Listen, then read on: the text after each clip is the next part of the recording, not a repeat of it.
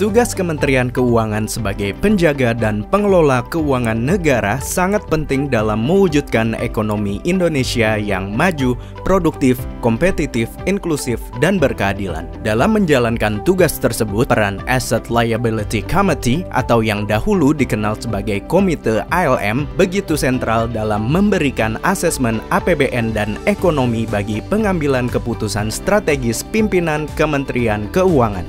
Sejak tahun 2006, Kemenkyu telah menginisiasi monitoring kondisi fiskal dan ekonomi makro di Indonesia melalui kegiatan pemantauan dini perekonomian Indonesia. Kegiatan inilah yang menjadi cikal bakal ALM Kemenkyu.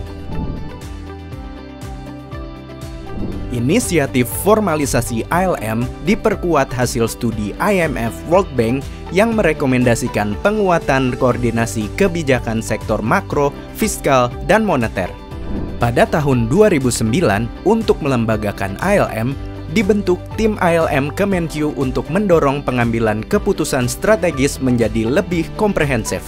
Pada fase awal, asesmen sisi fiskal masih menjadi tantangan, terutama dalam menyusun proyeksi APBN dan kas.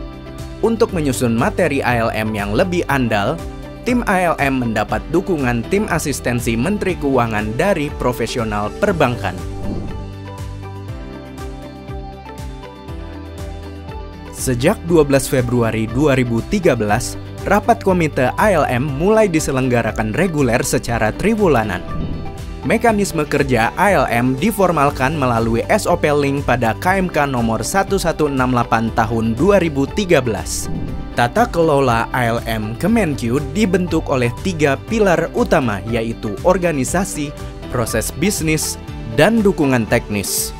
Rangkaian kegiatan ALM meliputi penyusunan proyeksi, asesmen risiko, perumusan rekomendasi, penetapan keputusan ALM, serta pemantauan realisasi. Koordinasi kegiatan dilakukan oleh Sekretariat Komite ALM di bawah naungan DJPPR. Dinamika ekonomi global dan domestik pada rentang tahun 2013 sampai 2014 juga mewarnai dinamika ALM. Pada periode ini, urgensi forum ALM semakin terasa dan materi ALM dituntut semakin terintegrasi. Cakupan materi pembahasan diperluas antara lain realisasi dan outlook APBN. Frekuensi rapat komite ALM juga ditingkatkan menjadi 2 bulan sekali. Di tahun 2015, ALM Kemenkyu semakin bertransformasi menjadi forum strategis pimpinan Kemenkyu dalam pengambilan keputusan. Pada masa tersebut, tantangan dalam pelaksanaan APBN menjadi tidak mudah, khususnya dalam memenuhi kebutuhan kas dan belanja pemerintah. Melihat semakin pentingnya forum ALM, intensitas rapat komite ditingkatkan menjadi setiap bulan. Pada tahun 2017, rapat komite ALM mulai berkembang membahas topik-topik khusus. Pada fase ini juga dilaksanakan pendokumentasian arahan Menteri Keuangan dalam bentuk pokok-pokok hasil keputusan ALM Kemenkyu. Pengembangan ALM Kemenkyu juga dilakukan dalam rangka peningkatan komunikasi publik. Pada 2019, materi ALM semakin dipertajam dan asesmen risiko semakin detail. Pengembangan juga dilakukan pada prapelaksanaan rapat komite ALM dengan diadakannya rapat pokja teknis dan rapat deputis ALM dalam 2 tahap, yaitu tahap brainstorming dan tahap finalisasi bahan. Dalam mendukung analisis data, dilakukan pengembangan overview antara lain highlight, dashboard, dan snapshot, serta penguatan analisis prognosis dan forward-looking.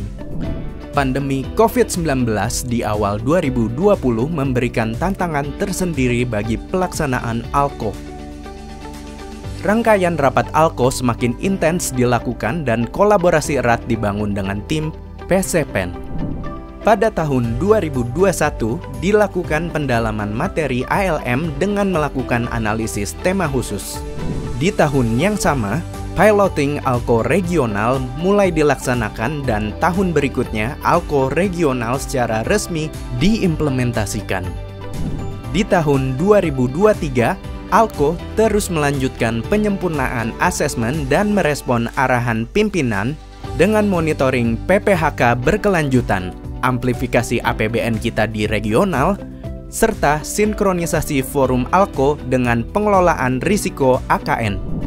Transformasi forum ALKO Kemenkyu telah melewati perjalanan panjang dan berkembang semakin baik berkat hasil kolaborasi dan sinergi antar unit Eselon 1.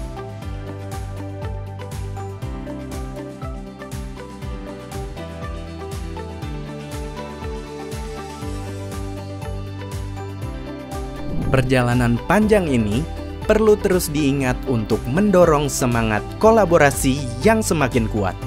All come off, always coordinated, always connected.